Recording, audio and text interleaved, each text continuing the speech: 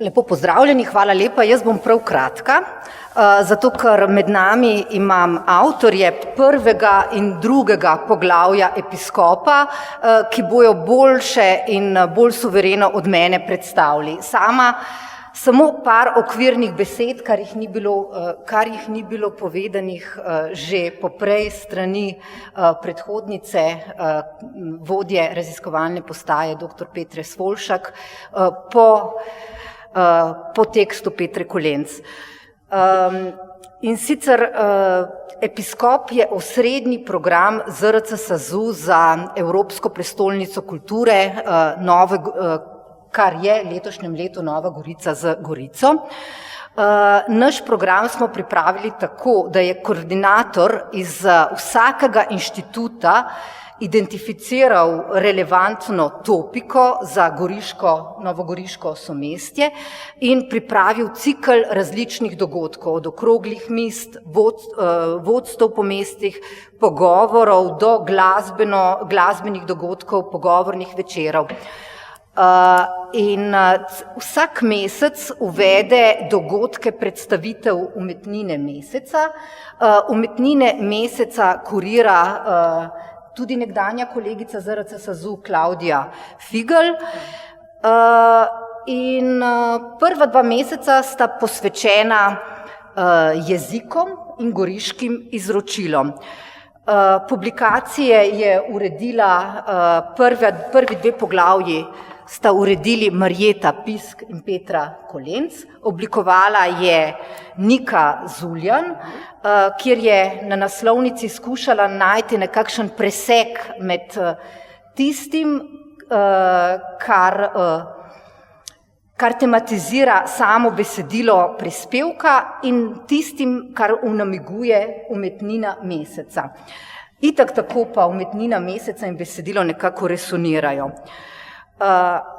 K temu, zakaj pa besedila niso objavljena le v italijanščini, slovenščini in italijanščini kot 2 uradnih jezikov tega leta v somestju, ter seveda angleščine, zakaj gre za prvo izdajo ZRC SAZU-ja v furlanskem jeziku, pa vabim, da o tem kaj več povesta jezikoslovca, avtorja prvega poglavja, Janoš Ježovnik in Matej Šekli. So avtorja, poleg Nine Pahor in Mateja Tratnika. Hvala lepa. Hvala, Špela. Torej, dr. Janoš Ježovnik in dr. Matej Šekli z Inštituta za slovenski jezik Frana Ramovša, ZRC SAZU. Hvala lepa. Jaz bom samo kratko povzel, preden se lotimo publikacije, dogajanje v mesecu januarju, ki sem ga kuriral. Naslov tega meseca, vodilo recimo, je bil v začetku jezik. V začetku je bila beseda. Ja. V okviru tega smo po predstavitvi umetnine meseca, avtorice Anibel Kunol-Diatems, ki je tudi predstavljena v publikaciji, smo potem nadaljevali s pogovornim večerom o zgodovini večjezičnosti na Goriškem, to sva opravila s kolegom. Sledil je, po sporedu bi morala slediti okrogla miza, pa je bila iz zdravstvenih razlogov predstavljena zadnji konec, ampak smo jo vendarle izvedli. Sledil je tako glasbeno-pesniški večer, kjer so avtor prispevka Matej Tratnik, Jani Kovačič in pa glasbena skupina Dram Sam iz Gorice poustvarili in tudi ustvarili nekatere izvirne aranžmaje srednjeveške in novoveške furlanske poezije z tega območja, pa še nekaj dodatkov. Zaključili smo pa potem z dogodkom, ki moral biti predzadnji, pa je bil po spletu okoliščin zadnji, to je bila pa okrogla miza v pogledu neko sodobno, recimo temu sodelovanje več disciplin na čelu z jezikoslovjem. To je okrogla miza na temo raziskave množične razširjenosti slovenskega besedja ali besedomat. Če utegnete, vas lahko tudi povabim, da na spletnem naslovu besedomat.si izpolnite to anketo in s tem prispevate med drugim k boljšemu diagnosticiranju in rehabilitaciji pacientov, recimo s poškodbami glave, zgodnjimi znaki demence in podobno. In če bo dovolj nabranih, bomo premagali Katalonce, odkudar izvira ta igra in s katerimi se vse čas nekako potihem merimo. Ja, mislim, da smo trenutno... Zdaj še manjka, koliko je že čez 30,000? Še manj kot 3 mesecih izvajanja raziskave imamo, mislim, da 35,000 izpolnjenih. Cilj je pa 40, če se ne motim? Tisti najbolj optimistični cilj je 80,000, ampak bomo tudi 40 več kot zadovoljni. Jaz sem bila obveščena, da 40,000. Ampak... Minimum smo pa že presegli. No, skratka, še beseda o tem, zakaj je publikacija izdana v 4 jezikih. Per me è un gran placer che anche il Furlan ha ripresentato in queste pubblicazioni, perché ha una lingue minoritarie che si faveli te Gorice, che te Italije al confine di Slovenije. Se pravi, jaz sem zelo vesel, da je tudi furlanščina tukaj predstavljena, zastopana, ker se to redko dogaja, pa gre pravzaprav za jezik, ki se govori na Goriškem, v Gorici, in širše ob meji in v Furlaniji pač tudi malo dlje od meje z Republiko Slovenijo. Imamo 5 sosedskih jezikov, ne zgolj tiste 4, ki jih znamo iz glave naštet, furlanščina je 5, ampak kot manjšinski jezik v Italiji z mogoče na nek način nezavidljivo zgodovino ni tako zastopan.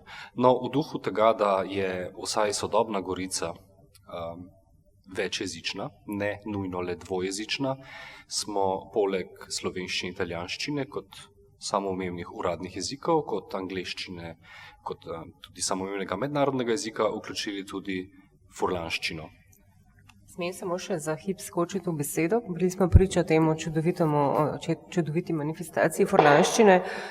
Morda, če sem prav obveščena, ti pravzaprav nisi odraščal v Gorici oziroma v Novi Gorici in si se priučil tako italijanščini kot, primorščini nasploh. Kar je kar redko, še bolj. Nekakršnih povezav s Primorsko v resnici nimam s tistim prostorom, Štajersko jih imam kvečemu, ampak sem ustvarjen, rojen, vzgojen v Ljubljani, tako da je to sekundarno recivo. Dobro, jaz mogoče zdaj prepustim besedo kolegu. Kot rečeno, so avtorji tega prispevka smo Matej Šekli, Matej Tratnik, pesnik in prevajalec, Nina Pahor, mlajša kolegica za slovenski jezik in jaz. Matej. Ja, hvala za besedo. Hvala, dober dan vsem. Ko nas je kolegica Špela Ledinek-Lozej povabila, torej jezikoslovce, da sodelujemo pri tej reviji, smo vsi tisti, ki se ukvarjamo predvsem zgodovinskim in primerjalnim jezikoslovjem, zgodovino jezika, dialektologije, vprašali, kaj lahko ponudimo, recimo temu EPK-ju. Ogromno se govori o obmejnosti, čezmejnosti in podobno, kar seveda je čisto res, to zaznamuje ta prostor. Pri čemer se pa moramo zavedati, da je tale mejnost, obmejnost, čezmejnost seveda od leta 1947, ne pa od leta 1001, ko recimo, da lahko sledimo temu prostoru v zgodovinskih verih. Tako da malo za šalo, malo za res se včasih tudi zafrkavamo na mesto go 2025, go 1001. Skratka, mi smo se odločili, da govorimo o tem, o čemer nekaj vemo, si delamo utvaro, da nekaj vemo. In kot je prej rekel gospod direktor, so večja dela, ki so bila že predstavljena prej, in manjši zveščiči. To je nek tak res pregleden, poljuden članek, ki pa seveda, za katerim pa so seveda leta študija, tega ne bi morali napisati kar tako, če ne bi že prej nečesa vedeli. Naslov se glasi, torej Gorica, Görz, Goricija in še enkrat Goricija, različni odtenki goriške jezikovne stvarnosti. In v tem članku smo skušali predstaviti najprej jezikovno raznolikost tega prostora, samega mesta in okolice, dežele Goriške, in pa torej najprej samo ime, kako je potovalo iz jezika v jezik, potem pa predstavili nekaj res svetlih zgledov zgodovinske večjezičnosti v tem prostoru, ki je nekako zamrla po prvi, še bolj pa po drugi svetovni vojni.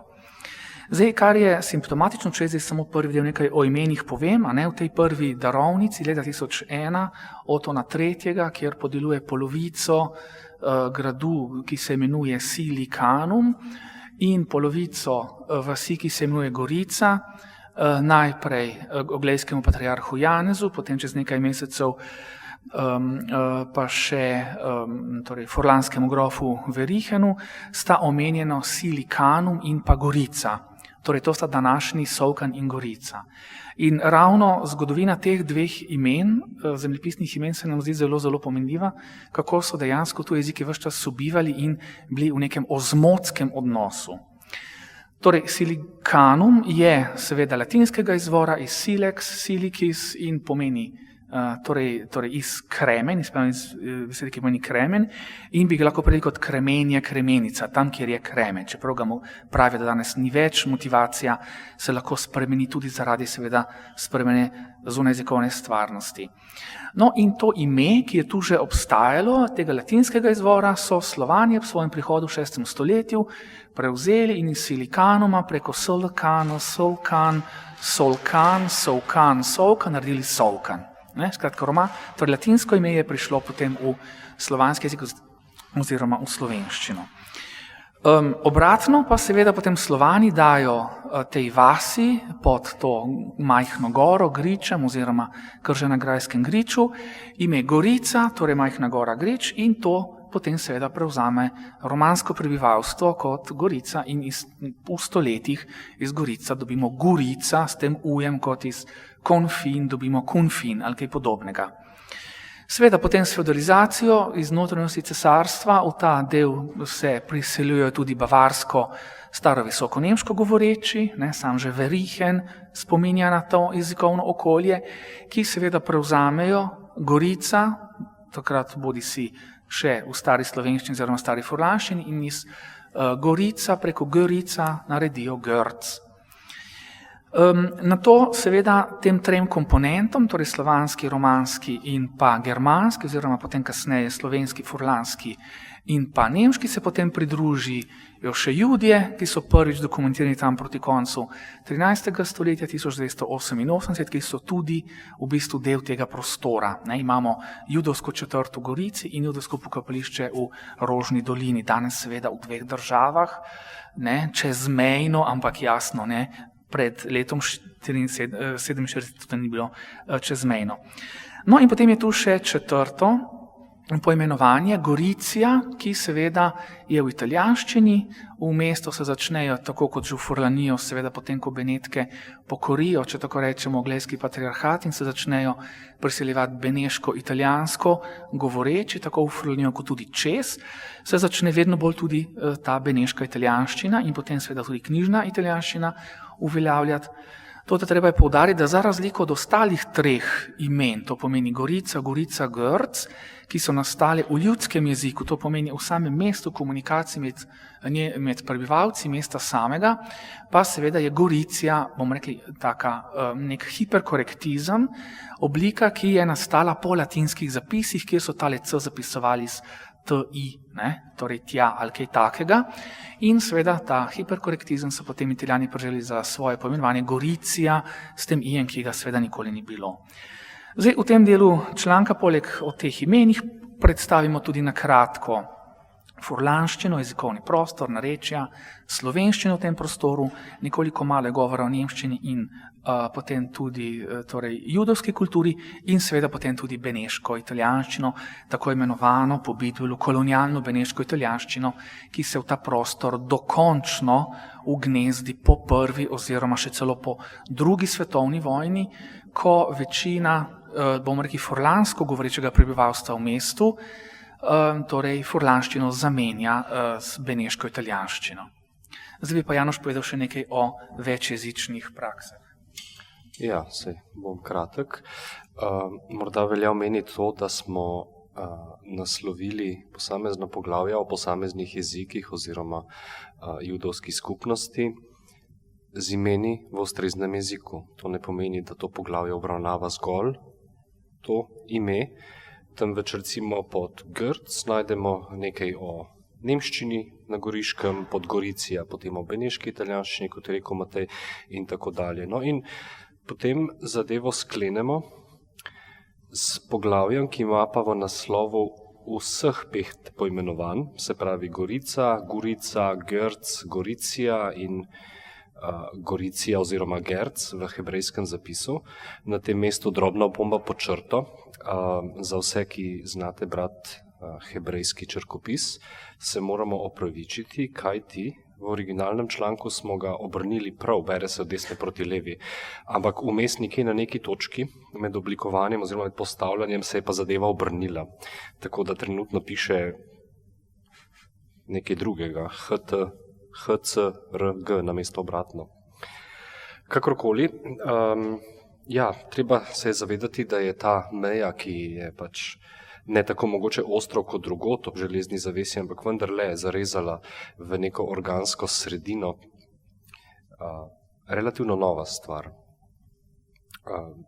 Slovensko-romanska jezikovna meja oziroma slovensko-furlanska jezikovna meja v praksi večino časa je skoraj 1000 let, več kot 1000 let pravzaprav bila zelo stabilna in je potekala malo onkraj.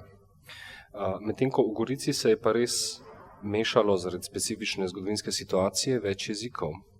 In tako imamo v 16. stoletju izpričane zapise Primoža Trubarja, ki je 14 dni leta 1563 gostoval v Gorici, tam pridigal, on pravi v Deutsch, Windisch und Walisch, se pravi nemško, slovensko in laško, torej italijansko.